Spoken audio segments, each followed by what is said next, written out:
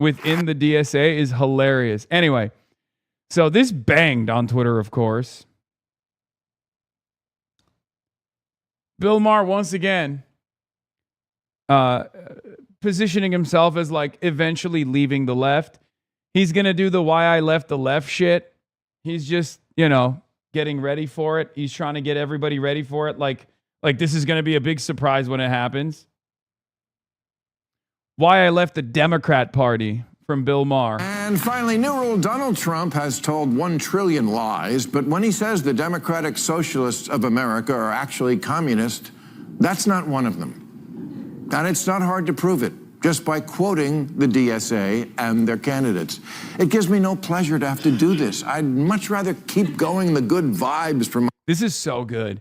Look, I'm gonna keep it $1.50 with you, okay?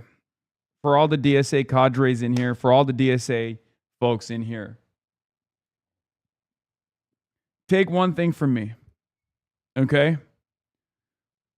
What do I always say?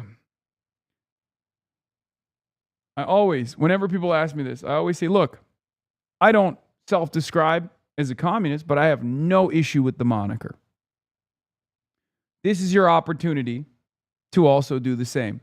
And if you're a communist, even better. But if you're not, and you're like worried, oh no, they're calling us commies, they're calling us communists. They call everybody communist. Okay?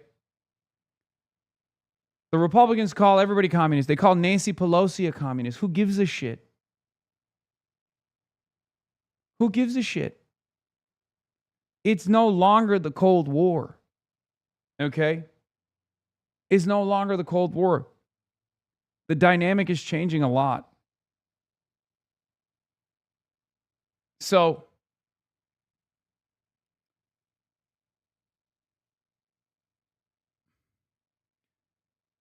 this is your moment, your opportunity to not back down from these sorts of statements. Do not fall for it. Double down. Double down. Be like, what's wrong? What's wrong? That's a decent end goal. I think so. My summer vacation. I had an awesome one, by the way. I totally got a girlfriend at Bible camp.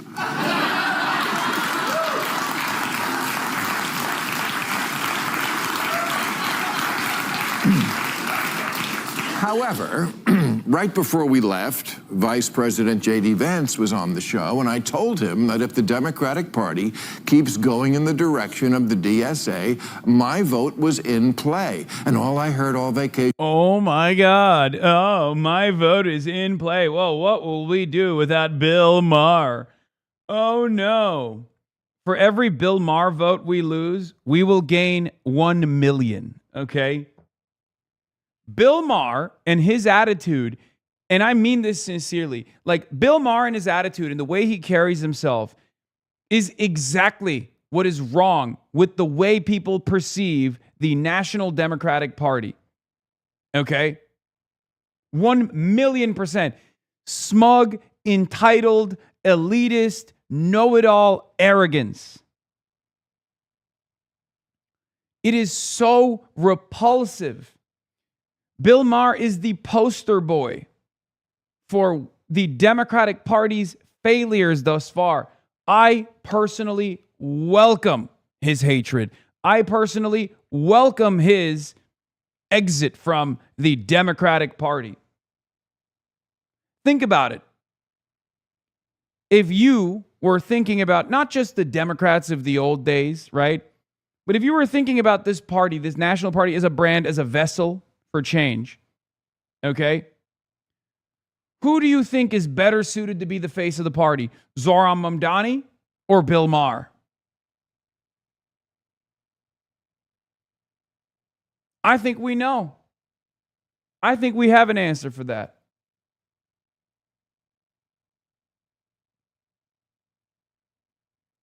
What would be a better party overall if the Democrats leaned into the Democratic Socialists of America or leaned into Bill Maher? Yeah, with his nauseating smugness. is, oh my God, you're a Republican now. No, that's not what I said. I said in play. And here's why. Because not a week goes by where I don't read about some newly chosen, exciting new face in the Democratic Party.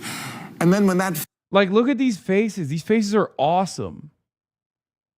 These are incredible people. They're all young. They're vibrant. There's so much dynamism on our side. It is so crazy. Of course, this fucking asshole who's wrong all the time and a smug conservative reactionary piece of shit is going to despise where the base has moved and where the excitement really is in American politics right now for the first time in a very long time.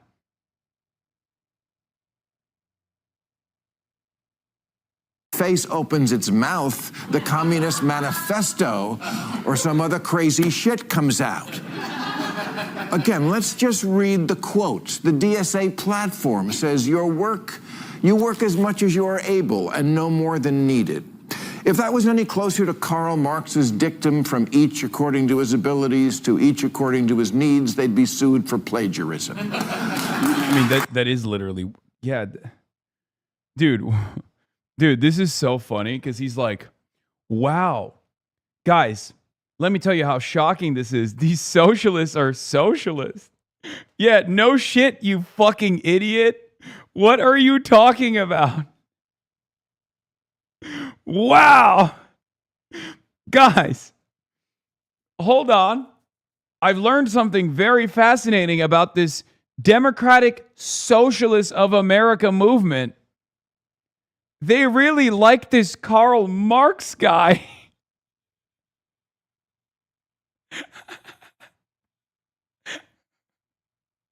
What? No. Are you serious? What are you, crazy? What? What a revelation. What? What's next, dude?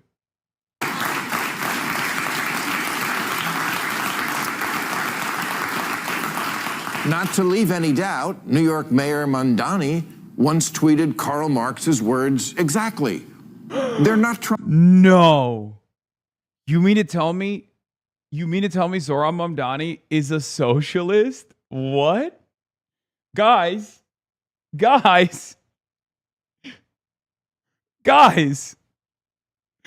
panicking. This is not all right. This is not all right that the guy who calls himself a democratic socialist, who has found his organizing home in the Democratic Socialists of America, might be a socialist.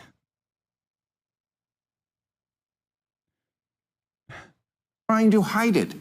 Their most popular influencer, Hasan thinks communism is so groovy.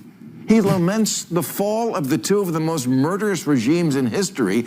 First of all, he's going to say the USSR, which is a bastardization of my quote regardless, but it doesn't matter.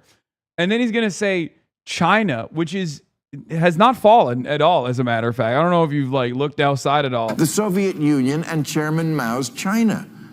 Mamdani's aide, his top aide. Yeah, so and then he's gonna go into some of the DSA folks in New York City, but yeah, again, nothing here is offensive. The fall of the USSR was one of the great catastrophes of the 20th century. Mao Zedong is one of the great leaders of this world. Both are true. Both are objectively true statements. Okay.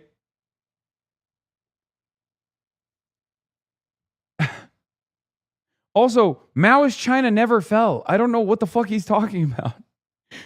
So much of this commentary unironically revolves around just refusing to entertain any sort of historical facts. Just being smug about your lack of knowledge. Okay? I hate this so much. Just read a fucking book, please. I beg of you, please. And hopefully it's not the Gulag Archipelago. Okay? It's so frustrating because even conservative thinkers of the past right? Even conservative historians of the past would agree with both of these assessments. Okay? You don't have to like Mao Zedong. You don't have to like the USSR, the ideological commitment to communism or socialism that the USSR demonstrated to agree with both of these statements. As a matter of fact, there's one guy who has stated this as well, and he's certainly no communist. His name is Vladimir Putin. Okay? Like saying the fall of the USSR was one of the great catastrophes of the 20th century is an objectively correct assessment. Okay? That's it. You don't have to like the USSR to feel that way. The posture that it did not lead to so much death and destruction in Russia, in the Soviet bloc, is silly. It's just a historical fact. Child prostitution, diseases of despair, life expectancy plummeting, sex trafficking increasing, sex trafficking of children increasing from the Eastern Bloc countries. Yeah, I am not a Maoist. I know people get mad at me for it. I'm not. But it is objectively true that Mao Zedong and his contributions to global affairs, to history, is plenty. He is a great man of history.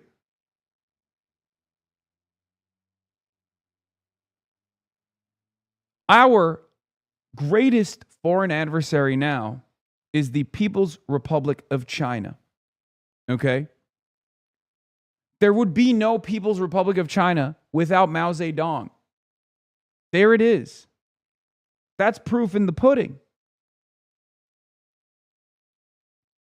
This doesn't mean that you subscribe to everything that took place in the assessment of Mao Zedong. Mine is not dissimilar to that classic trope that I deploy every now and then that I paraphrase and mess up.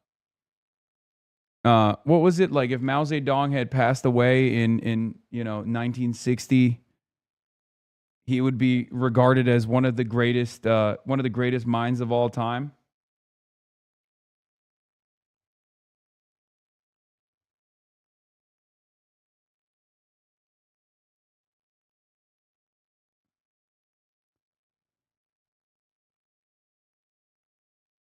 I'm trying to find the quote because I want to give it to you correctly.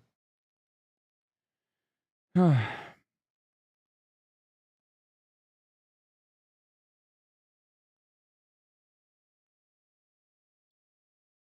yeah, here it is. Had Mao died in 1956, his achievements would have been immortal. Had he died in 1966, he would still have been a great man, but flawed. But he died in 1976. Alas, what can one say? Chen Yun, a leading Chinese Communist Party official under Mao and Deng Xiaoping.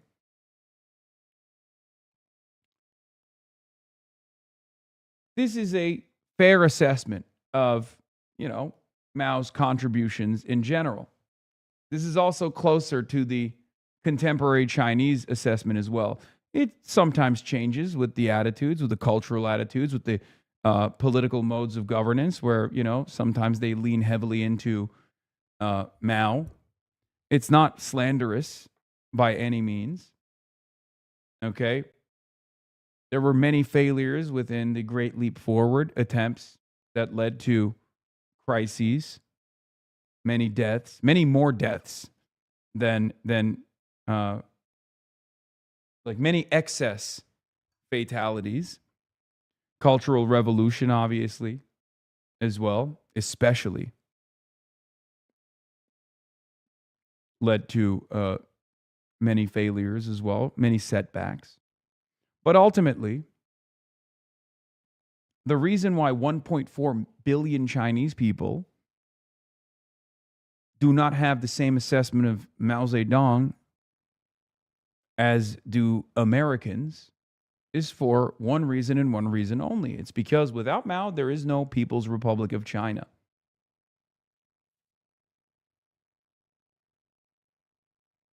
You don't have to like modern China. Okay?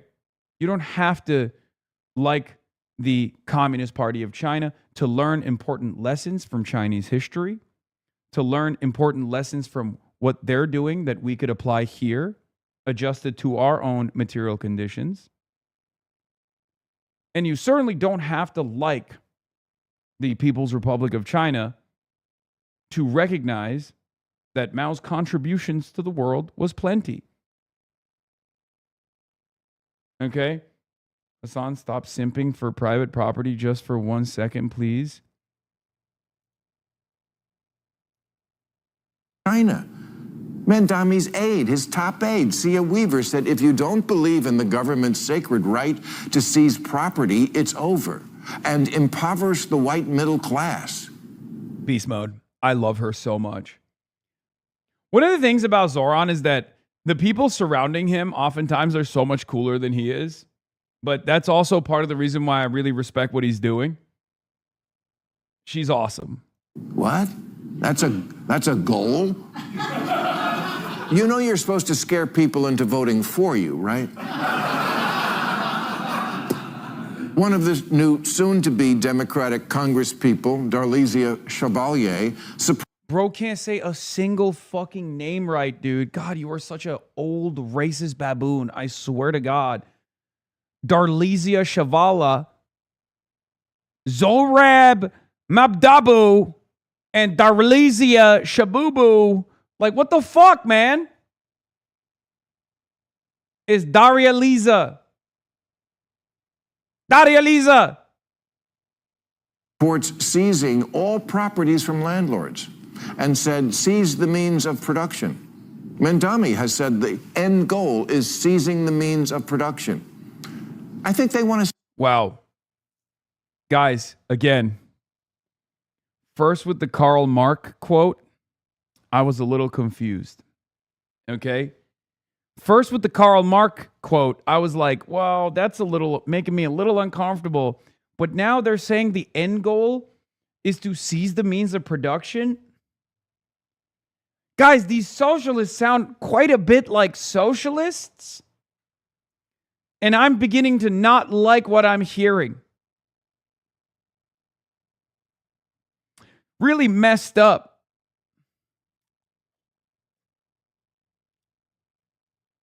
Really messed up that they're saying socialist things. Seize the means of production. Now, maybe you missed that in school or missed school altogether, but that's communism. That's communism, which we tried, and it doesn't work. We tried. We tried communism, and it doesn't work. When did we try communism? Everybody knows communism doesn't work. Bitch, we live under capitalism, okay? And the reason why, despite years and years of propaganda and successful initiatives to completely thwart and destroy the socialist movement in this goddamn country, people are finding themselves more sympathetic to this ideology once again at the heart of empire, at the heart of capitalism in the United States of America, is because capitalism is fucking failing. It's not because there are incredible spokespersons for communism or socialism in this country. It's not because of me, you know. It's not because of others. It's not because of Zoran Mamdani either, right? It's because people are arriving at their own recognition that capitalism has failed for them and it's getting worse, okay? That's it. That's it. We can only steer people in the right direction to the best of our ability.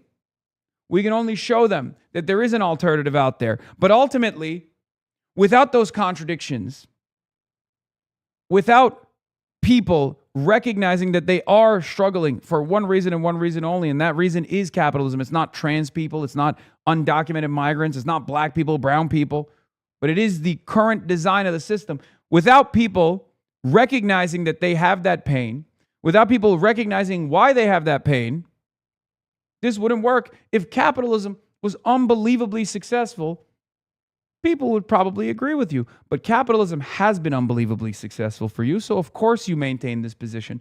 But the masses do not have a $100 million contract from HBO to smugly speak about how everything is actually fine and we should be more ruthless to marginalized communities on a nightly basis. People don't have the same cushy gig that you do.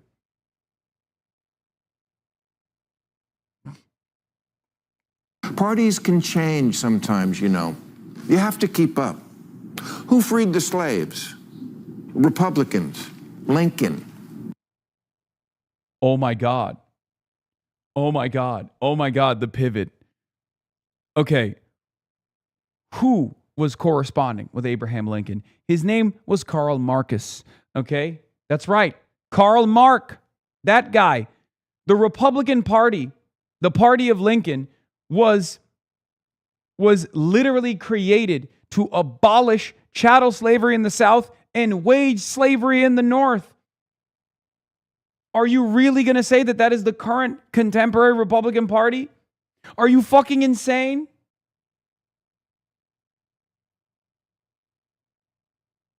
The Republican Party was the closest to a proto-communist party that we ever had in this goddamn country, with the exception of, like, you know, Eugene Debs and some others.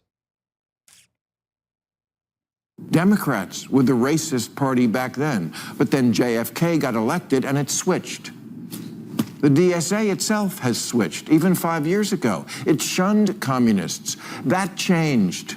Things change. Yeah, and now they're successful. So what does that say? Much to think about. Much to think about, Bilbo. So he's also not right about this regardless.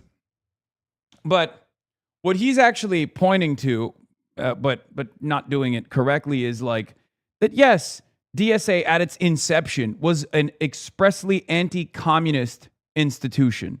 Okay? DSA was openly anti-communist.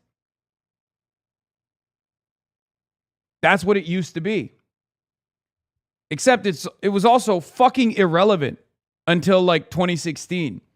Before 2016, in the Democratic Socialists of America, you would just see like a bunch of, 75-year-old Jewish guys for the most part. Some of which self-identified as socialists. Some of them were, it was just like, it was not a very effective institution. It was not a very effective organization.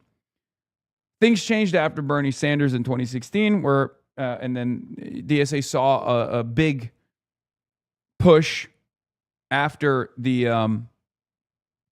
AOC race in 2018, and it's been growing ever since then. But DSA post-2016 is a very different Democratic Socialists of America than pre-2016. Another big changing point, another big turning point for the Democratic Socialists of America, in my opinion, was post-October 7. October 7 is where the Democratic Socialists of America shed the remaining non-anti-imperialist wing of the party. Okay? The first turning point was 2016. The second turning point, and there were, instances where there were big boosts in the membership, obviously, with electoral victories. AOC being, one of the major points for Democratic Socialists of America. But the second turning point, where Democratic Socialists of America shed their last remaining like pro-imperialist wing, was after October 7. Because after October 7, when DSA came out and were like, we're still pro-Palestine, we are not a pro-Israel institution at all, we are still very much pro-Palestine, we're still pro-BDS, boycott, divestments, and sanctions on the state of Israel, that was a bridge too far for some. And people left the organization. People who had been a part of the organization since it's like Harrington days even. Or like, we're done with this.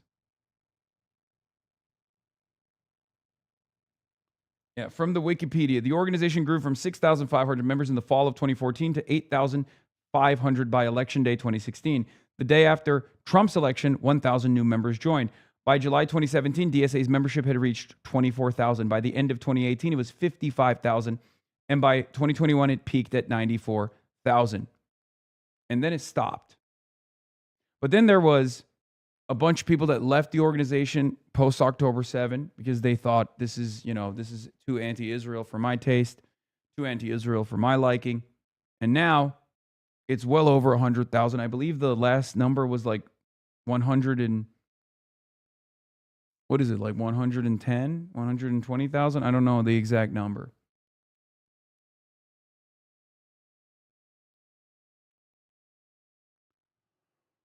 Those are all dues-paying members, by the way. It's huge. The Democratic Socialists of America is now the largest socialist organization in U.S. history. Okay?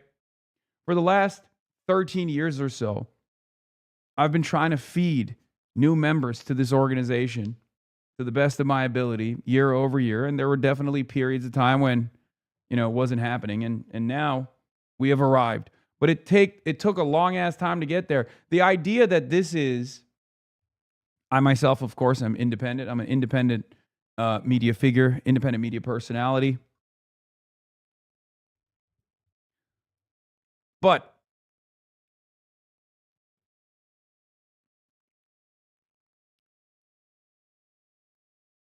this is the most politically important the Democratic Socialists of America has ever been.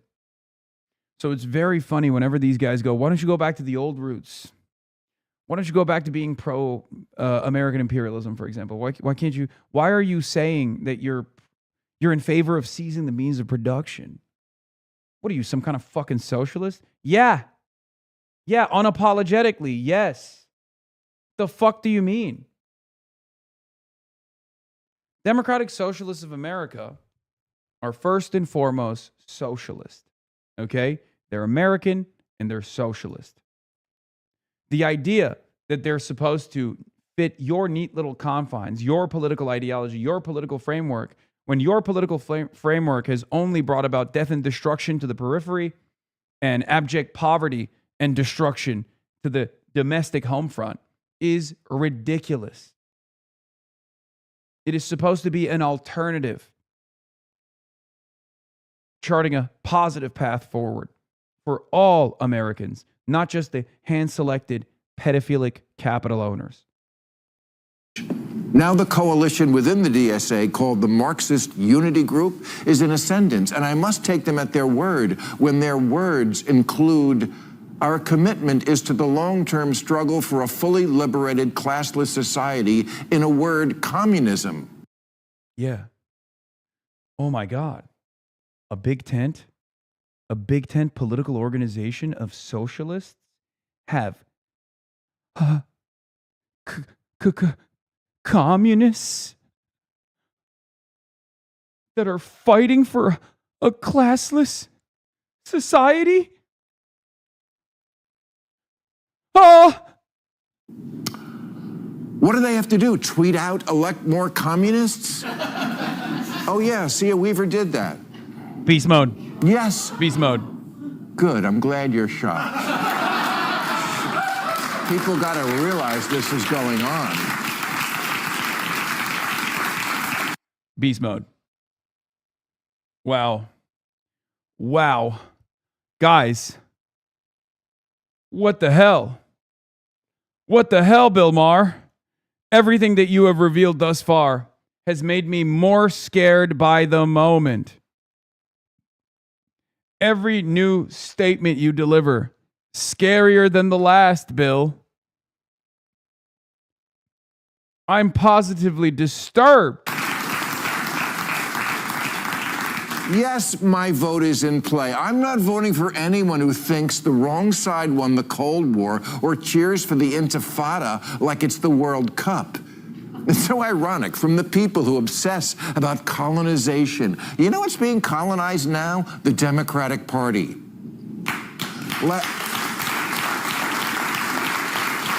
Classic reactionary thought, by the way. The Democrats are being colonized by what? Lifelong Democrats realizing that there is a socialist alternative that they subscribe to? Wow. How is it any different than when Republicans say, oh, The real colonialism. Oh, you're talking about colonialism. The real colonialism is when Mexicans cross the border. That's not colonialism, you fucking jackass. It's called people changing their minds. I know that's a shocking revelation for your smug, entitled ass. Last month, 2 Democratic congressmen released an open pledge they wanted their fellow Democratic members to sign. It said, "We are capitalist, not socialist. We want safety, not lawlessness. We are proud, not ashamed of America." These should not be hard words. Yeah, sorry, big dog. The first line is ridiculous. The next 2, that's fine. Okay?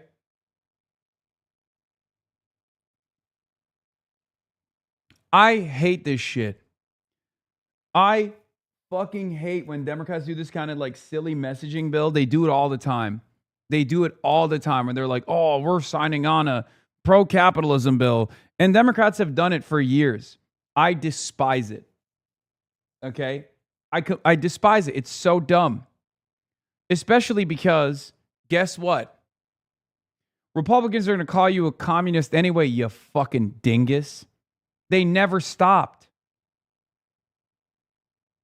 And it's not like they stopped after you signed 700 other bills that are like, whoa, the Democratic Party are capitalists. For a congressional Democrat to sign on to, you know how many did? 8.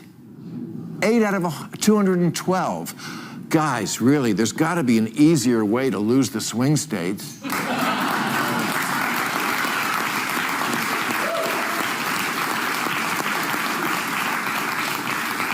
And no, this nonsense is not where most Democratic politicians are right now, but it's also becoming a raging fire festival in the party that neither is anyone putting out. People are actually getting elected now who literally don't think we should have police or prisons or borders. And again, they're not lying about who they are. The media is. Ask Ms. Chevalier about the border. She says, yes, literally abolish the border. You know, if you call a woman a whore and everyone gasps, and then the woman says, oh, no, he's right, I'm literally a prostitute.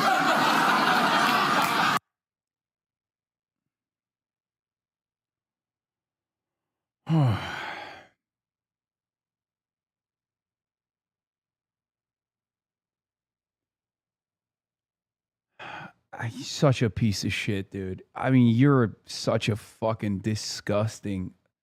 You're such a disgusting little gremlin, you old fuck. Also, like, being anti-sex work as Bill Maher is crazy, okay? There's no one in Hollywood that loves prostitutes more than fucking Bill Maher, so I don't know what the fuck he's going off about.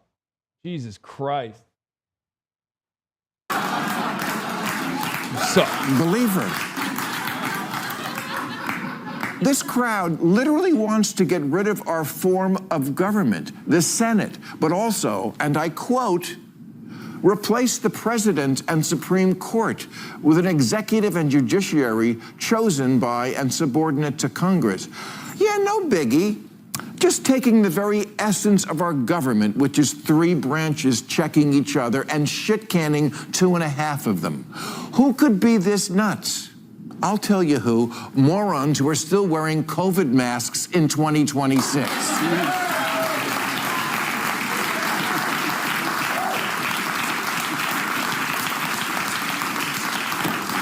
This photo is from the DSA meeting in Denver 3 weeks ago.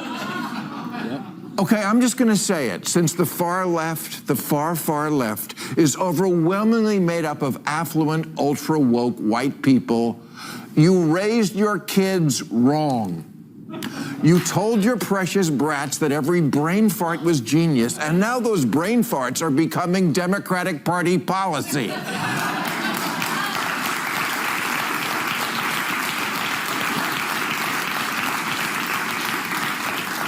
Francesca Hong, yet another major Democratic candidate who's all in on abolishing the police and is running for governor of Wisconsin, says, I think that my perfect world would be a world without prisons.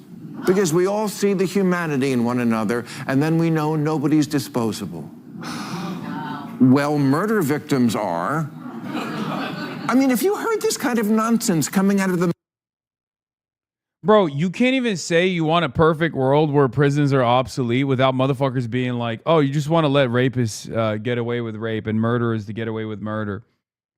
Like, we can't even say, hey, man, a better future is possible without some fucking cynical, nihilistic douchebag being like, fuck you!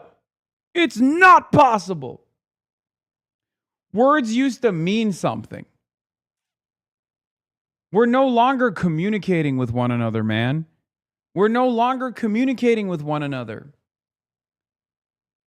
We're just posturing angrily towards ideological planks that we choose not to understand. It's so fucking annoying.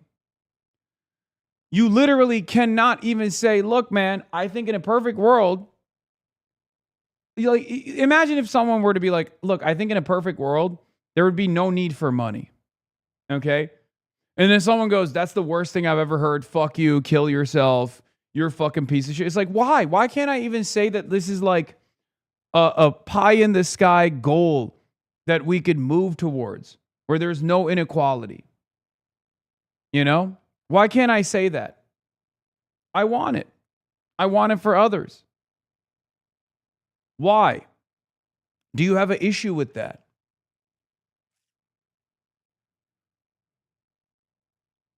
At its heart, America was about dreaming big. Okay? This was a country that put a man on the moon. This is a country that strived to be better and oftentimes failed to do so. But at least we dreamt. Nowadays, motherfuckers yell at you for dreaming. Nowadays, motherfuckers say a better future is not possible. That's my policy. It is so crazy, man. It's so crazy. You can't even say, I have a dream for a more positive future without people making commentary around how fucking bullshit that is.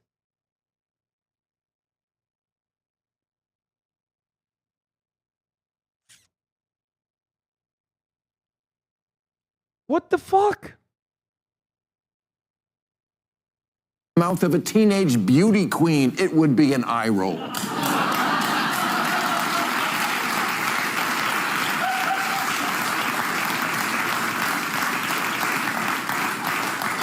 No wonder that the most true blue Democrat ever, James Carville, says, there's just some shit I can't be in the same tent with.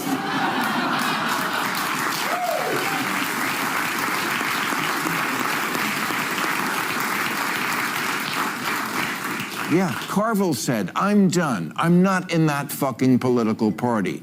Now, Gavin Newsom disagrees. He says he's good with it because the party is a big tent. Well, you know what else you find in a tent? Clowns.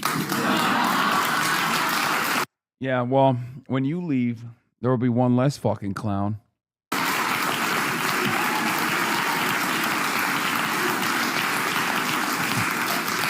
It's so funny. So many liberals shit themselves every time. Look, man, it's pretty simple. If you suck JD Vance's cock, if you go and have fucking dinner with Donald Trump, okay, and you normalize their behavior and their fucking odious worldview while simultaneously opposing anything marginally to your left or majorly to your left, you're not a fucking Democrat, okay? Which is fine. It's fine. But you're no longer a liberal either. You know what I mean? You're not an anti-fascist. You're a fascist. They were nice to you, partially because you're cheap. One meal and a smile, and you're there after years and years of channeling all of your advocacy around Donald Trump and Donald Trump only. You've decided you're gonna lean in that direction now. It's fine. We knew it was coming. I welcome it personally. Let the trash take itself out. Trump puts gold on something in the Oval Office. Oh, it's historic. And the separation of powers isn't? Get your head out of your ass. I would vote for Sarah Palin before this shit.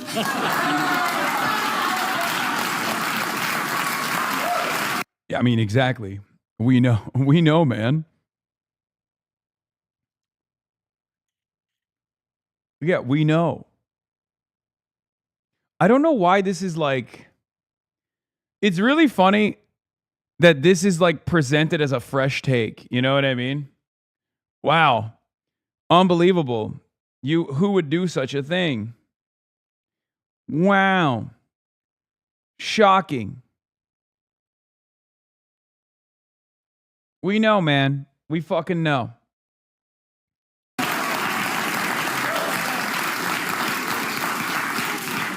She's a bimbo, but if you asked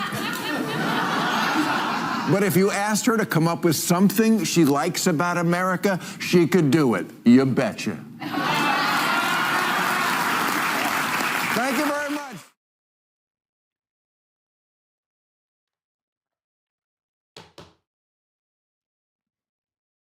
I think this is a good thing and not a bad thing, because there's going to come a time and place where people are going to either shelter their perspective, but choose a side. And I would rather have the likes of Bill Maher, especially such gross, such repulsive, arrogant monsters like Bill, openly state which side they are on. Okay?